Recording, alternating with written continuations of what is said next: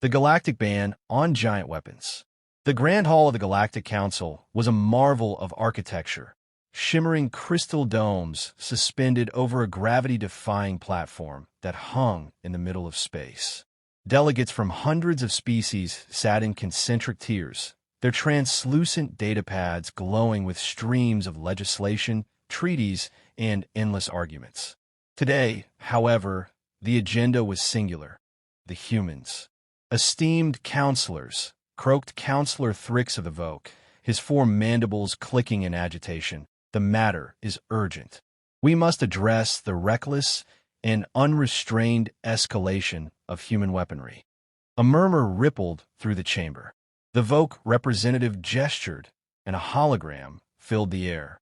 A human marine stood in full armor, holding what appeared to be a colossal rifle.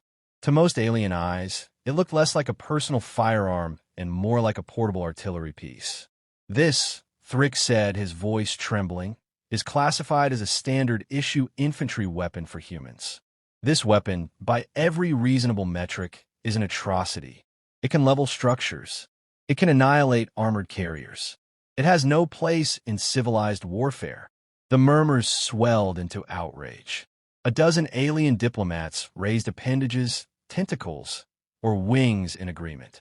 A representative of the Quenli, whose species had mastered nanotechnology, leaned forward and added, "This is not the first time. Humans scale their weapons without limit. The rail cannons on their dreadnoughts exceed the length of some planets' orbital stations. Their so-called orbital strikes scar entire continents. Do you call this restraint? No, it is madness." Across the chamber, the human ambassador, Admiral Jonathan Rains, sat calm and unflinching. He was middle-aged, with sharp eyes that had witnessed too many wars, and a uniform that carried more scars than decorations. When the shouting finally gave way to silence, Rains stood.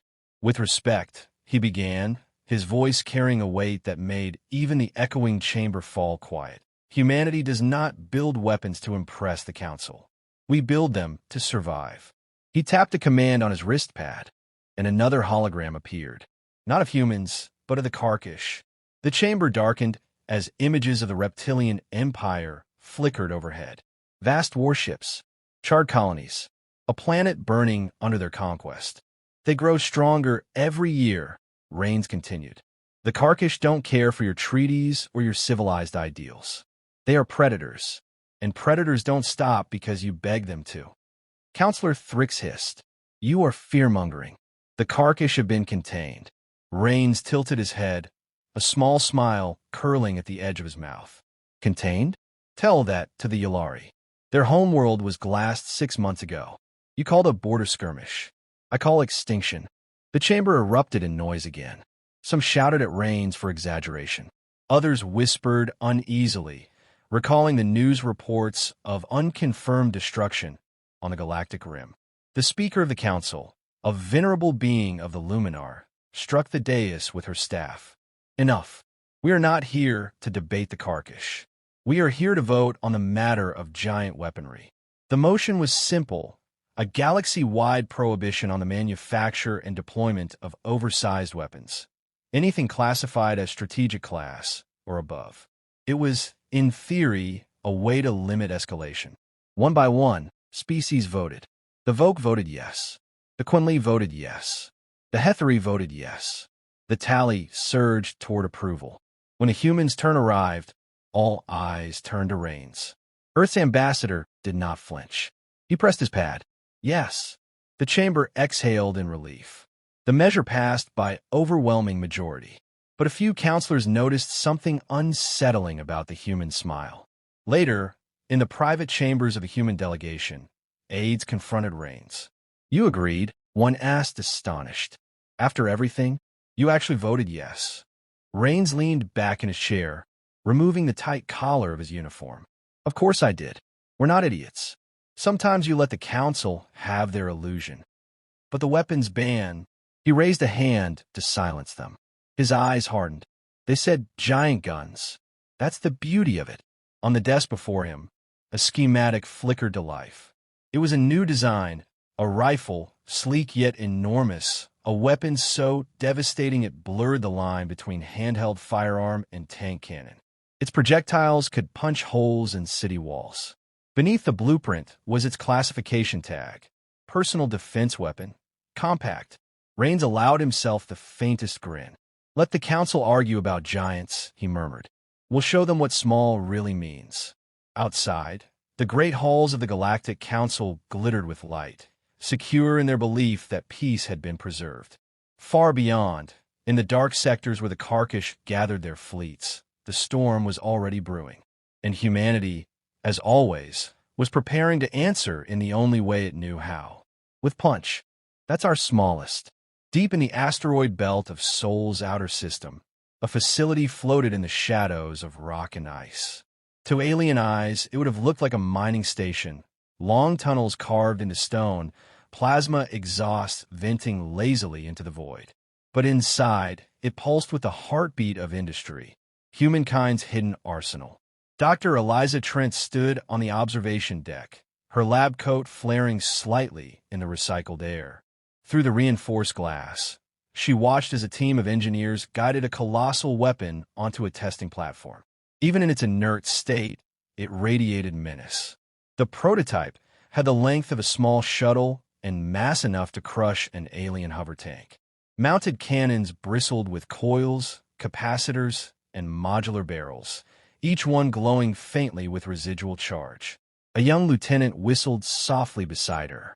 "They called it a sidearm." Trent smirked, brushing a strand of hair from her eyes. "That's the compact version. Wait until you see the heavy." The room chuckled nervously, but the pride was unmistakable. Far across the galaxy, in the pristine war academies of the Quenli, cadets were trained with weapons no larger than a human's forearm. Precision rifles fired nanite projectiles capable of disabling neural pathways without collateral damage. Ship-to-ship engagements relied on energy pulses no bigger than a bolt of lightning. Efficiency, restraint, precision.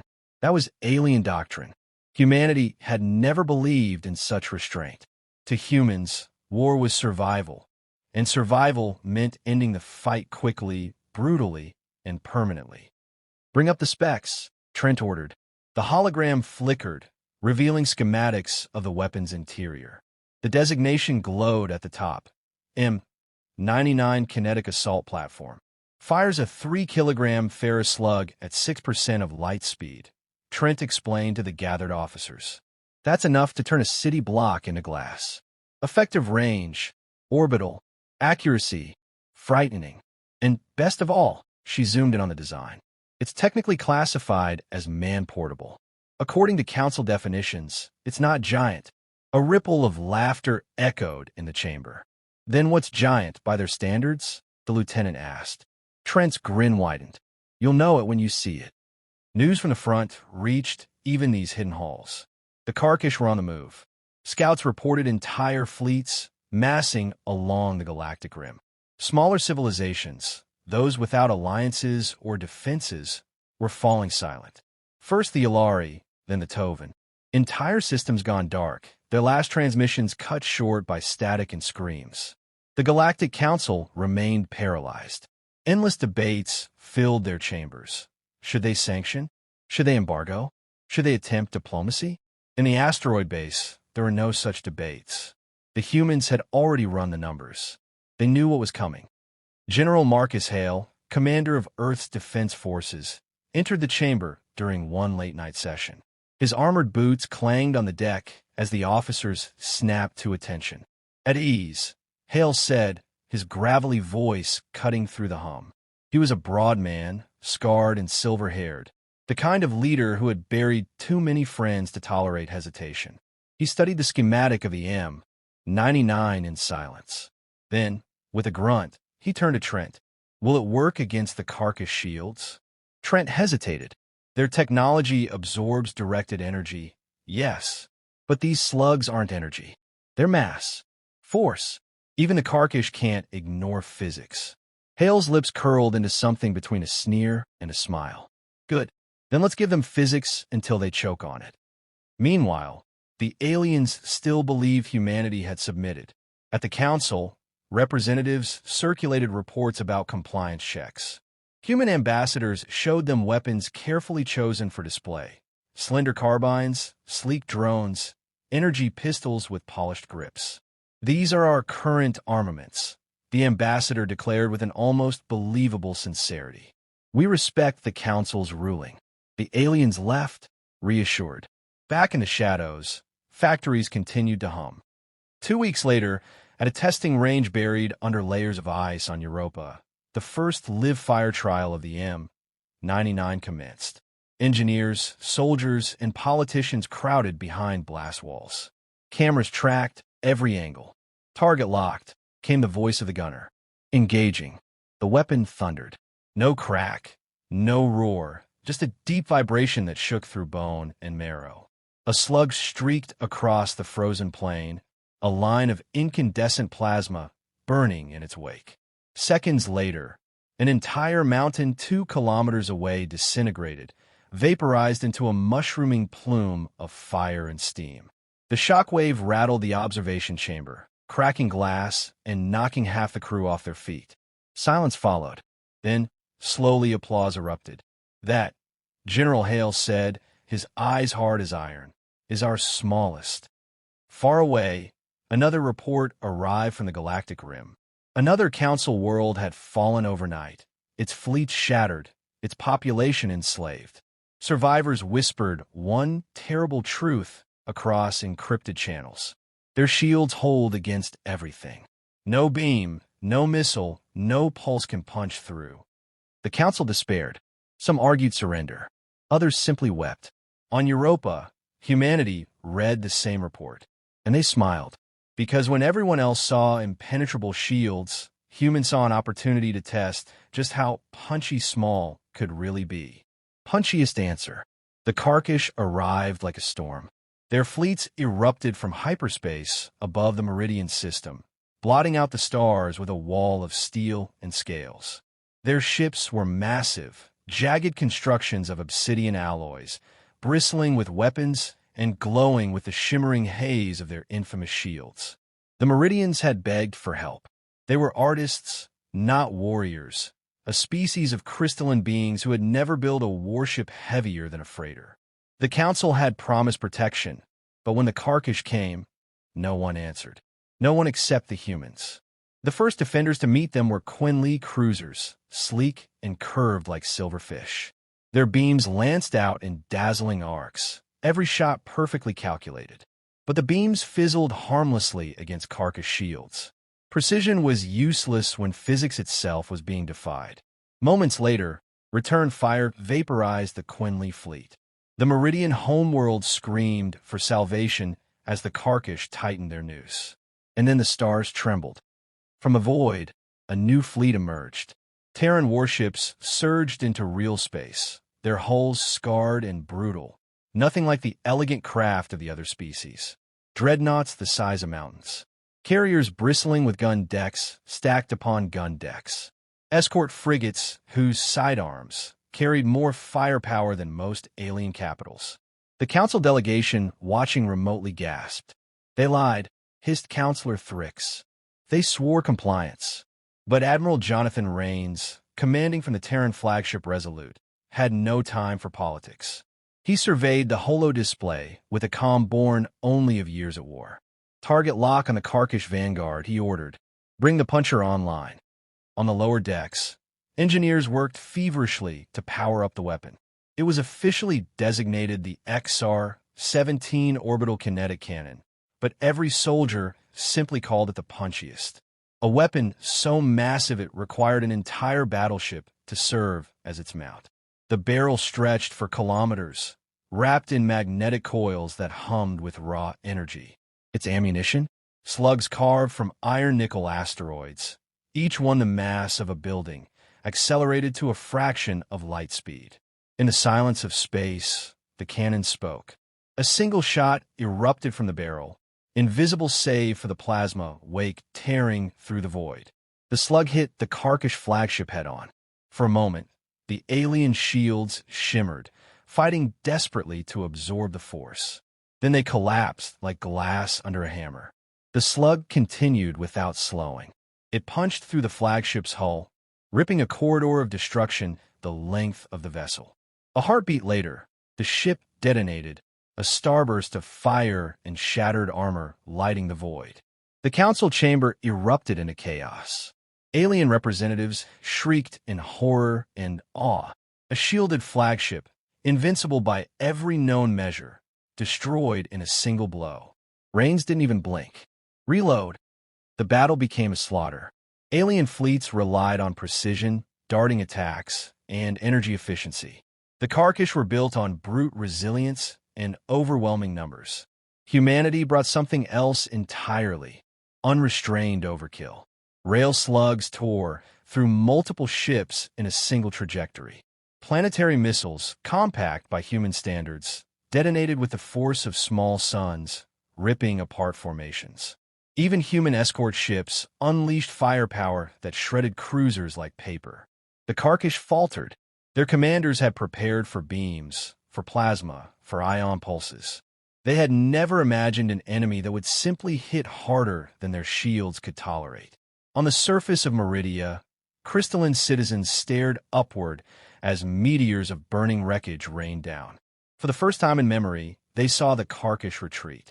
And at the center of it all, the human fleet advanced relentlessly, guns blazing, as if daring the universe to resist. Back in the council hall, fear turned to fury.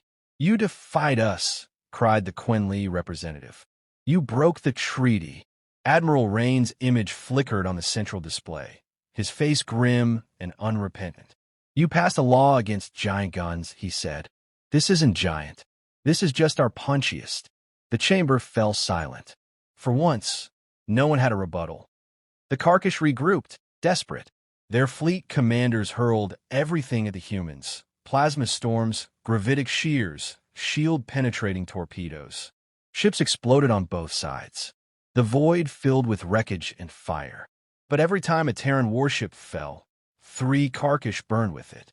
Every time their shields shimmered, another slug tore through.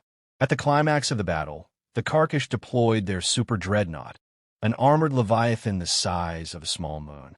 Its shields glowed with a brilliance that turned the void into light. The council representatives watching wept. If the humans could not stop this, no one could. Admiral Rains gave the order. "All batteries. 1 volley. Let's end this." Dozens of railguns fired in unison. Asteroid-sized slugs screamed through space. The shields held, then shattered. The super dreadnought convulsed under the barrage, armor plates peeling away, its core detonating in a cataclysmic burst of light. The galaxy had just witnessed the impossible. When silence finally returned to the battlefield, the Karkhesh fleet was in ruins. Survivors scattered into hyperspace, their empire suddenly uncertain for the first time in centuries. The humans stood alone in the void, victorious. On Meridia, millions cheered. In the council hall, millions more trembled. They had begged humans not to build giant guns. And humanity had answered with something far worse. Their punchiest, the galaxy redefined. The battlefield above Meridia was silent now. Where once the void had been choked with Karkhesh warships, there were only burning hulks and drifting debris. Human dreadnoughts held position among the wreckage, their railguns still glowing with the heat of overuse, their hulls scarred from battle. Admiral Jonathan Rains stood at the command dais of the Resolute, surveying the aftermath. His crew moved with weary efficiency, running diagnostics, scanning for survivors, reloading for the next fight. But even through exhaustion, there was triumph in their eyes. The Karkhesh were not invincible. Humanity had proven it. On Meridia's surface, crystalline citizens gathered in plazas to watch the skies, their refracted bodies glimmering in joy. For the first time in living memory, they were not helpless prey. They sang in their strange harmonic tones, songs of survival, songs of gratitude, songs for the humans who had saved them. Word spread like wildfire across the galaxy. Reports of the impossible victory reached every corner. The unstoppable shields shattered, the Karkhesh retreating. For civilizations long resigned to submission, hope flared anew. But in the council hall, The mood was not celebration, it was fear. Representatives bickered in the great chamber, their voices shrill. "The humans lied to us," cried the Quinley envoy. "They deceived the council and built weapons of mass terror. They saved Meridia," countered the Meridian delegate, his crystalline body resonating with fierce pride. "Where were you? Where were your precision fleets and your treaties when our cities burned? Only the humans stood between us and extinction." Counselor Thrix of the Volkist, mandibles clattering. They defied the law. Today they fight the Karkhesh, but tomorrow? What stops them from turning those weapons on us? Silence fell as the possibility hung heavy in the air. Then, unexpectedly, a deep voice echoed through the chamber. It was the Luminar's speaker, ancient and wise, her translucent body glowing with inner light. "Fear blinds you," she said softly. "Yes, the humans defied us. Yes, their weapons terrify us. But you saw with your own eyes, our laws would have doomed us. Our restraint would have ended in chains. If survival requires fearsome allies, then perhaps it is time we learned from them." Murmurs rippled across the tiers. Some nodded reluctantly. Others glared, distrust still etched deep. Back aboard the Resolute, Admiral Rains watched the council debates unfold on his holoscreen. His expression was unreadable, but his officers shifted uneasily. "Think they'll thank us, sir?" one asked bitterly. Rains exhaled, slow and heavy. "No, they'll fear us. Gratitude fades. Fear doesn't. Then why fight for them?" He turned, eyes hard as steel. Because this was never about them. It was about us. About making sure the Karkhesh, or anyone else, never decides humanity is weak enough to conquer. The war was not over. In the weeks that followed, skirmishes erupted along the rim. The Karkhesh, enraged by their humiliation, threw fleets into battle with reckless fury. Each clash tested humanity's endurance. Losses mounted. Human ships burned. Human soldiers died. But the tide had shifted. For every world the Karkhesh assaulted, humans arrived with overwhelming firepower. For every shield the enemy raised, humanity answered with a slug that tore through it. Slowly, system by system, the predators were pushed back. Alien species that had once mocked human barbarism began sending envoys, desperate for protection. Some offered alliances, others tribute, some simply begged. Humanity did not refuse. They extended their fleets like a shield, not because they sought empire, but because that was the only way to keep the predators at bay. Months later, when the Karkhesh capital world finally fell, the galaxy changed forever. Human dreadnoughts hammered its defenses until its shields failed, and then they dropped orbital strikes so devastating that the skies burned for days. The Karkhesh Empire, once feared across the stars, was shattered, its fleets scattered, its leaders dead or fleeing into exile. The galaxy held its breath. Would humanity seize the throne, demand tribute, claim dominion? Instead, Admiral Rain stood before the council and said only this: "We told you. We don't build giant guns for conquest. We build them because someone always comes who thinks they can't be stopped. The Karkhesh thought that. You saw what happened. So don't ask us to put them away, because the next threat is already waiting." The chamber was silent. For the first time, the council understood. Humanity's philosophy was not madness. It was necessity. They did not crave war, but they would never be caught unprepared. The Meridians began the applause, their crystalline voices ringing in chorus. One by one, other species joined. Even the skeptics could not deny the truth. Humanity had saved them all. That night, in private quarters aboard the Resolute, Rain sat alone, sipping from a worn metal flask. Through the viewport, he watched stars drift in the endless dark. His aide entered quietly. "Sir, the council has one final request." Rains raised an eyebrow. "What is it this time?" "They want your largest gun decommissioned." Rains chuckled, low and tired. "Largest? That wasn't our largest." He took another drink, eyes glinting with something between humor and warning. "That was just our punchiest.